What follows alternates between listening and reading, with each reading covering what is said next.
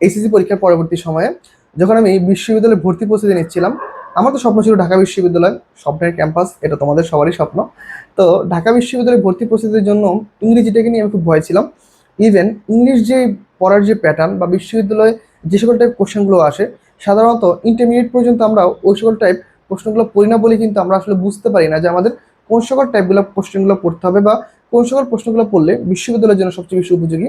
বিভিন্ন সময় আমরা বিভিন্ন জায়গায় গিয়েছি, বিভিন্ন বই পড়ার চেষ্টা করেছি, বিভিন্ন বড় ভাইদের কাছ থেকে হেল্প নেওয়ার চেষ্টা করেছি, কিন্তু আলটিমেটলি নিজেই কখনো বইতে সময় দেয়নি। যার দরুন দেখা যায় বিশ্ববিদ্যালয় ভর্তি পরীক্ষায় শিক্ষার্থীরা আসলে বুঝতে পারে না কোন বইটা ভালো মতো পড়বে, কোন বই থেকে পড়লে ভালো কিছু কমন আসবে। ইভেন এই পড়ার অনীহাটা তার মধ্যে চলে আসে যখন সে বুঝতে পারে না কিভাবে পড়বে।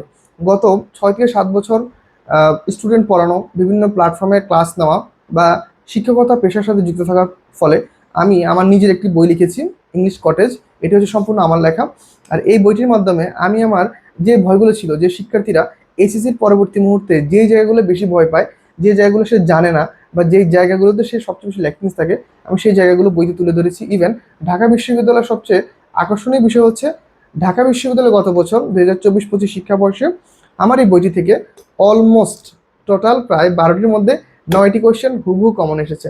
তাহলে তোমরা যারা এইচএসসি 25 ব্যাচ রয়েছো, যারা স্টিল নাও বিশ্ববিদ্যালয়ে ভর্তি প্রস্তুতির জন্য চেষ্টা করতেছো আর এখনো ভাবছো যে আসলে ইংলিশের ভয়টা কিভাবে দূর করব, তাদের জন্য হচ্ছে এই বইটি।